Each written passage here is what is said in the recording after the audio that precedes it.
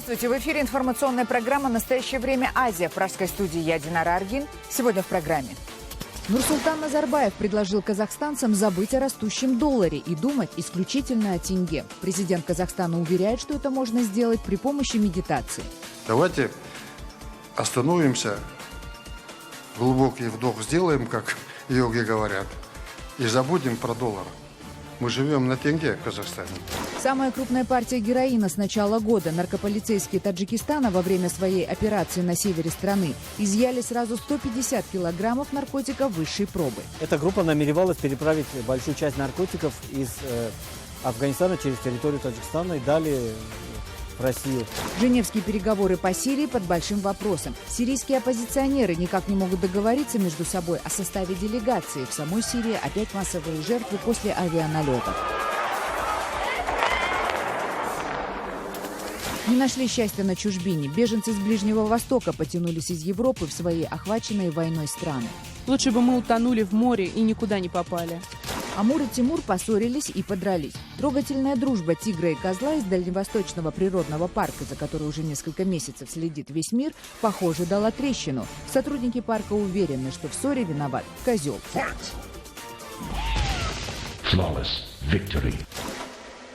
Президент Казахстана Нурсултан Назарбаев призвал казахстанцев забыть про растущий доллар и сконцентрироваться на падающем тенге, который, к слову, за последние 6 месяцев девальвировался на 100%. Призыв Назарбаева прозвучал на 17-м съезде партии Нур-Отан, где президент республики имеет партбилет под номером 1. Вот что он в частности сказал. Нам важен в стране тенге, а не доллар. Давайте остановимся, глубокий вдох сделаем, как йоги говорят, и забудем про доллар. Мы живем на тенге в Казахстане. Однако некоторым казахстанцам при всем желании забыть про доллар это не удается. К примеру, валютным ипотечникам. Банки требуют, чтобы свои займы они возвращали в иностранной валюте. И реструктуризировать кредиты в связи с девальвацией банкиры отказываются. Не помогли и акции протеста. Власти города, которые пообещали помочь ипотечникам, встали на сторону банков. Подробности в репортаже Дмитрия Белякова. Снимайте, как тут банки встречаются за государственные деньги с народом. Январь – месяц акций проблемных заемщиков ипотечных кредитов в Алма-Ате. Массовые шествия, пикеты возле офисов банков, флешмобы и даже символические похороны банка. Как говорят руководители общественных объединений ипотечников, основных причин социального бунта – две – рост курса американского доллара и неоднократные заявления руководства банков о грядущей кампании по выселению неплательщиков.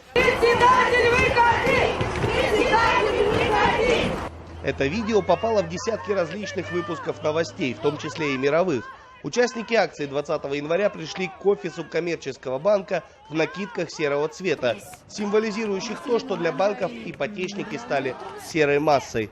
Протест заемщиков ипотечных кредитов завершился сжиганием повязок с эмблемой одного из банков, которые, по словам участников, обозначают рабскую кабалу.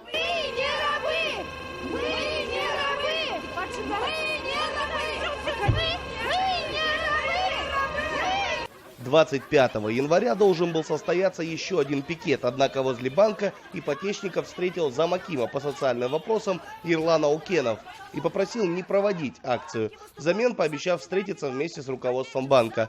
Основное требование было тут же озвучено заемщиками. Банкиры должны воспользоваться пунктом 10, прописанным в госпрограмме. Для них допускается либо 1%, 0,1% суммы основного долга, и плюс даже и по списание где-то сумма 50%, где 70%, и сумма основного долга списания допускается. Но этот пункт является правом банка. Тем не менее, на следующий день встреча с участием замакима продлилась всего 15 минут. За это время Ерлан Аукенов четко дал понять, что никаких поблажек и списания основного долга ипотечникам ожидать не приходится. Представители общественных объединений после этой встречи написали жалобу на действия заместителя акима на имя градоначальника Бауыржана Байбека, а также отправили официальный запрос в прокуратуру с просьбой проверить действия Ерлана Аукенова на предмет коррупционной составляющей. А он такой заявляет, даже не сотрудник банка, он заявляет, не будет банки использовать свое право, пункт 10 не запустят. Все, не будет никакого списания, и все, успокойтесь. Я говорю, вы же вчера по-другому говорили. Слубике, я сказал все. Ну тогда все, говорю, нам зачем адвокат лишний, говорю, разговаривать с адвокатом, лишний раз, говорю, в который встают в сторону банка. Сегодня в Алма-Ате действуют 4 общественных объединения ипотечников. Это около 600 человек. В среднем каждый из них должен банку примерно 100 тысяч долларов США. Это самые проблемные случаи, не подпадающие под единую государственную программу. Среди ипотечников много людей из социально уязвимых слоев населения. Алматинка Жанна Садыкова влезла в ипотеку, пытаясь раздать долги и спасти свой бизнес. Я трехкомнатную продала, рассчиталась с долгами и хотела купить двухкомнатную. Но так как цены росли, мне пришлось недостающую сумму, двухкомнатную квартиру я нашла 69-го года постройки, первый микрорайон, это очень старые дома. Вот. Я нашла двухкомнатную, у меня на руках была престарелая мать, и чтобы не остаться на улице, мне пришлось в банке взять недостающую сумму 35 тысяч долларов. Бизнес Жанны все-таки прогорел, отсрочки в банке не дали, долг рос, судебные процессы она проиграла. Первоначальный взнос Жанны составлял 80% от стоимости жилья, а в итоге ей пришлось заключить договор аренды с банком на свою же квартиру. При этом она даже не может в ней прописаться и оформить инвалидность, чтобы получать пособие. Я смогу платить, но дайте мне, чтобы я могла оформить инвалидность. Я могу хотя бы эти 15-20 тысяч платить. Я могу хоть как-то там за ребенком чьим-то следить, смотреть дома, ну хоть как-то выкрутить. Ну на сегодняшний день они меня не слышат просто, и все. По данным Национального банка Республики, по одобренной в апреле 2015 года госпрограмме, рефинансирование ипотеки уже провели 3500 заемщиков. Всего в банке поступило около 11 тысяч заявок, из которых одобрили около 6 тысяч. Период освоения выделенных на программу средств закончится в апреле 2016 года. Ипотечники намерены добиваться частичного или полного списания кредитов социально незащищенным гражданам. Следующая акция общественных объединений пройдет во вторник, 2 февраля. Дмитрий Беляков, Павел Энгельгард. Настоящее время. В казахстанском городе Кызылорда местные власти установили несколько десятков новых дорожных знаков вдоль улицы, по которой сложно не только ездить и даже ходить. По сути, знаки были установлены просто в грязь. Местные жители говорят, что это своеобразный ответ со стороны городской администрации на многочисленные просьбы заасфальтировать их улицу. Между тем, автоинспекция требует соблюдать все ограничения, указанные на установленных знаках. Репортаж наших коллег из казахской службы «Радио Свобода». Улица Бауржана Мамушевой появилась в Кызылорде в ноябре 2015 года. Дорога длиной 500 метров и шириной 7 метров, асфальта так и не увидела. Но на расстоянии в полкилометра можно насчитать больше 20 дорожных знаков. Здесь, наверное, около 20 дорожных знаков. Вместо того, чтобы столько устанавливать, лучше бы саму дорогу сделали. У нас такое предложение. Пешеходы жалуются на непролазную грязь и на то, что дети после дождя с трудом добираются до школы и еле как возвращаются домой. Мы на машинах не можем доехать до дома. Когда дождь, обуваем пакеты, носим сменную обувь. Дети, школьники есть, но они пройти не могут. Машины не проезжают. Люди носят воду и дрова оттуда. Скользко, дожди, грязь до колен. Акимы вместо того, чтобы хвалиться по телевизору, лучше бы сюда приехали и сделали нам дорогу. В департаменте внутренних дел Кызылординской области, куда Затык обратился с запросом, говорят, что нарушений нет. В официальном ответе из полиции сообщается, что дорожные знаки вдоль улицы установлены в соответствии со всеми нормативами и техническими правилами. Айнур Алимова, Онгар Саймасаев, Нуртай Лоханулы, Азаттык ТВ. Первый крупный успех у таджикских наркополицейских в этом году. Они за раз изъяли около 150 килограммов афганского героина высшей пробы. В результате перекрыт очередной транзитный канал из Афганистана в Россию и обезврежена банда наркоторговцев. У нас на связи наш корреспондент в Таджикистане Анушервон Арипов. Анушервон, здравствуйте. Какие подробности операции вам известны? Здравствуйте, Динара. Более 146 килограммов гашиша и 3 килограмма героина самой высокой степени очистки были изъяты оперативниками Агентства по контролю за наркотиками при президенте Республики Таджикистан.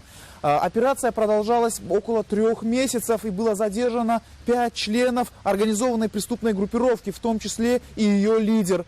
Чтобы выявить группировку, оперативникам в течение нескольких месяцев приходилось проводить специальные контрольные закупки. В ходе одной из них было изъято сначала начала 50 килограммов наркотиков. Примечательно, что двое из этих членов этой преступной группы уже имели ранее судимость за незаконный оборот наркотиков, а самый активный член этой преступной группы около года назад вышел из мест заключения и вновь примкнул к этой преступной группе. Даже можно сказать, что возглавил эту группу. И эта группа намеревалась переправить большую часть наркотиков из Афганистана через территорию Таджикистана и далее в Россию. По данному факту возбуждено уголовное дело по статье «Незаконный оборот наркотических средств или психотропных веществ с целью сбыта в особо крупных размерах». Всем членам группировки грозит более 20 лет тюремного заключения. В настоящее время проводятся следственно-оперативные мероприятия с целью выявить оставшихся членов группировки. Также оперативники надеются, что эта информация поможет выявить сообщников этой преступной группировки также и в Афганистане, и в Российской Федерации. Динара. Спасибо, Анну Шервон. Далее в программе. Женевские переговоры по Сирии под большим вопросом. Сирийские оппозиционеры никак не могут договориться между собой о составе делегации. В самой Сирии опять массовые жертвы после авианалетов.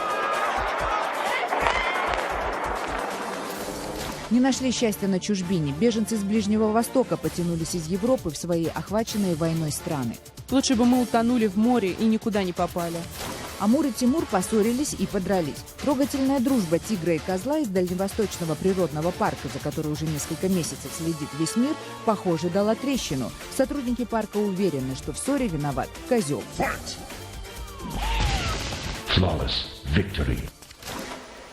Президент России Владимир Путин действительно причастен к крупномасштабной коррупции. Такова официальная позиция американского Госдепартамента.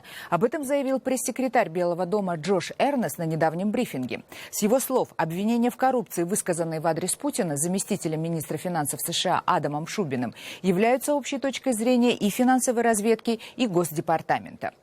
Оценка представителя Минфина США лучше всего отражает мнение администрации, сказал Эрнест. Обвинения в коррупции в адрес российского президента прозвучали в расследовании журналистов BBC. В частности, замминистра финансов США Адам Шубин рассказал журналистам, что деятельность Путина приводит к сказочному обогащению людей из его окружения, а сам президент России, при скромной для главы государства зарплате, является одним из богатейших людей мира. Вот, собственно, слова Шубина, с которыми соглашается Белый дом. Владимир Путин коррумпирован? Мы считаем, что да. В Кремле, где поначалу назвали расследование BBC полным вымыслом, теперь заявляют, что американцы специально собирают компромат на Путина, чтобы повлиять на ход российских президентских выборов 2018 года. В целом мы видим, что за океаном началась подготовка к нашим выборам. До президентских выборов в России еще далеко, больше 2 лет, но подготовка, судя по всему, началась. Ясно, что аккумулируется негатив в отношении главы нашего государства, который используется для оказания давления и влияния на ход будущей избирательной кампании в России. Президент России Владимир Путин буквально на следующий день после выхода в эфир разоблачающего фильма в Британии обратился с призывом к российским чиновникам немедленно усилить борьбу с коррупцией. Женевские переговоры по Сирии под угрозой срыва. Сирийская оппозиция никак не может решить, кто будет ее представлять. Оппозиционеры предъявляют друг другу взаимные обвинения, а международные посредники уговаривают их все-таки начать участвовать в диалоге. Напомним, что представители Башара Асада уже приехали в Женеву и заявляют о своей готовности говорить со всеми. 5 лет этого конфликта слишком много. Это ужас стоит перед глазами у всех. Вы должны знать, что мы рассчитываем на ваш голос, на то, что вы скажете «хватит». Хватит конференций, 2 уже имели место, это не должна провалиться. Агентство Рейтер сообщает, что, возможно, в переговорах не будет принимать участие самая значимая часть оппозиционных формирований. Правда, каких не уточняется. Известно, что свою готовность высказали просаудовские клерикальные организации. Пророссийская светская оппозиция, которая до последнего момента собиралась бойкотировать переговоры из-за того, что на них по просьбе Турции не пригласили сирийских курдов, теперь заявляет, что в Женеву поедет, чтобы их кресла не заняли оппозиционеры-сунниты. Мы в любом случае будем принимать участие в конференции. Мы не позволим другим делегациям из Рияда, поддерживаемым Саудовской Аравией, занять наше место. Мы светские сирийцы, и мы поддерживаем светский путь развития для страны. И мы настаиваем на присутствии курдов в делегации. Мы пришли к соглашению и выезжаем в Женеву. Нет согласия между странами, которые так или иначе участвуют в сирийском конфликте. Турция накануне переговоров заявила, что откажется от участия в переговорах, если там будут сирийские курды. А представители Ирана заявили в Москве, что считают суннитскую оппозицию террористами в новых масках. Нельзя надеть на террористов новую маску и посадить за стол переговоров. И представить их в качестве политических оппозиционеров.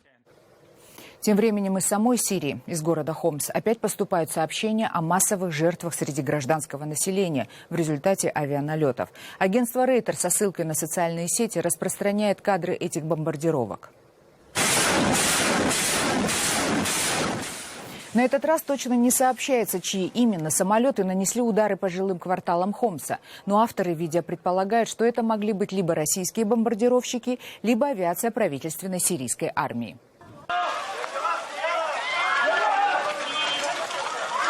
На этих кадрах жертвы и пострадавшие в результате этих бомбежек. В целом же население Сирии, уставшее от войны в отличие от политиков, возлагает очень большие надежды на переговорный процесс в Женеве.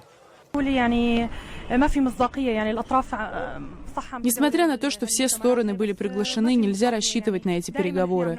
Уже было несколько встреч, и люди надеялись на каждую из них. Но это только пустые слова, которые ни к чему не приводят. Я обеспокоен влиянием иностранных сил, особенно зарубежной оппозиции. Боюсь, что все они действуют в интересах своих стран, например, США, Саудовской Аравии и Катара.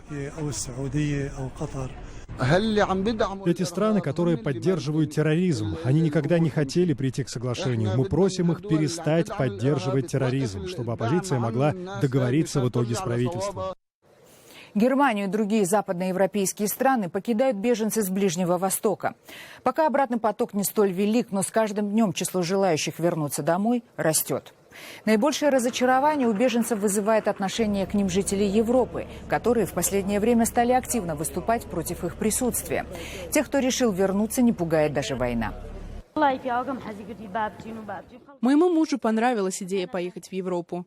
Он видел, что так делают многие, и он хотел сделать так же. Там было намного хуже, чем здесь. Мы пробыли там около 3 месяцев, и мы ничего не получили. Еда была плохая, ее было мало. Нам давали кусочек хлеба, сыр и кусок огурца. Как можно прожить так зимой? Мои дети плакали от голода. Мы потратили $11 тысяч и вернулись обратно ни с чем.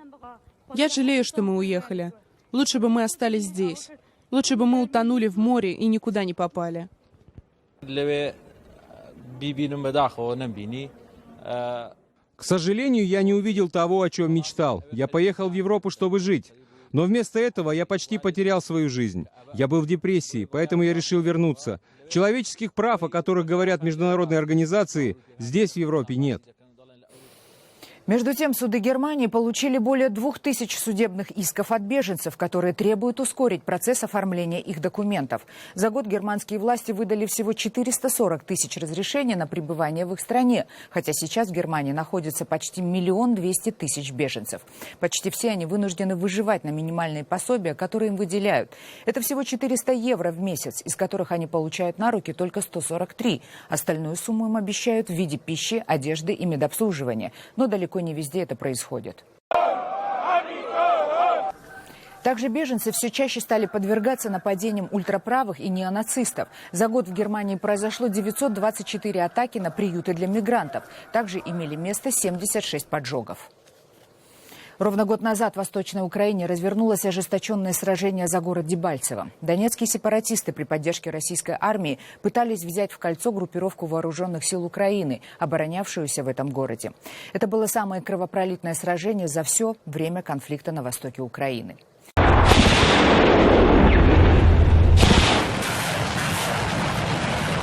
Город Дебальцево и прилегающие к нему пригороды во время этих боев были разрушены на 80%. Местное население сократилось почти в 10 раз. Часть бежала, очень многие погибли. А сейчас, спустя год, несмотря на то, что власти так называемой ДНР заявляют о быстром восстановлении города, Дебальцево по-прежнему лежит в руинах.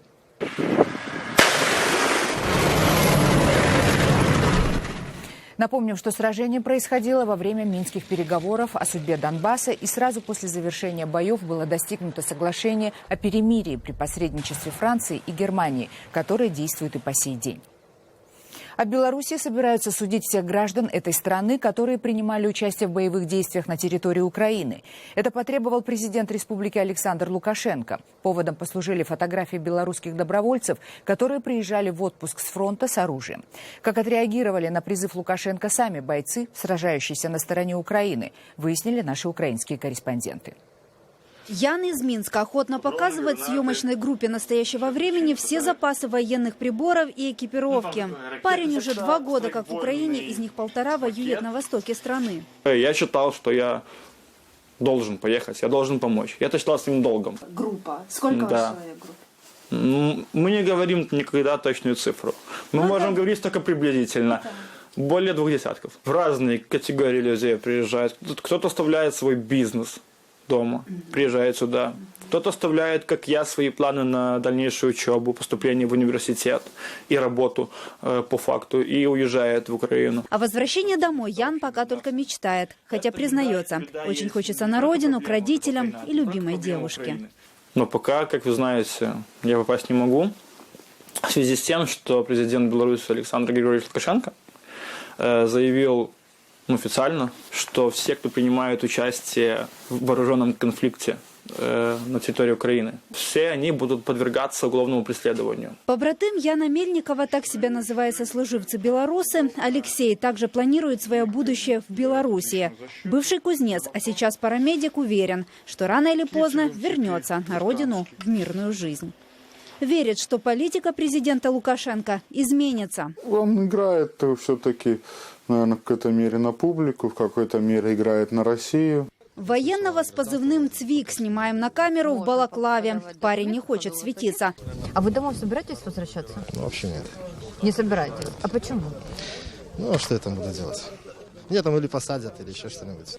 Цвик не такой романтик, как Ян и Алексей. В светлое будущее своей родины, Белоруссии, не верит. Поэтому и будет строить новую жизнь уже на территории Украины. Правда, уже после окончания войны. Ирина Кононенко, Ольга Калиниченко, Аскольд Сирко. В настоящее время Киев.